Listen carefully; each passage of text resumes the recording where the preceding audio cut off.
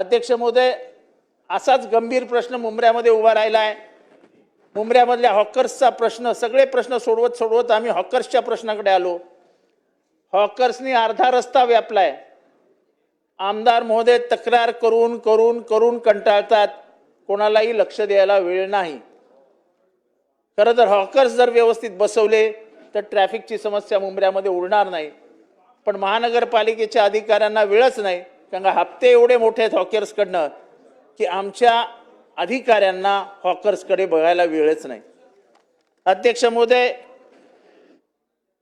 ब्रिटिशकालीन एक ब्रिज आहे आमच्या इथे, त्या ब्रिटिशकालीन रोडवरनं आमच्या इथे मुंब्र्याचा ट्रॅफिक जातो।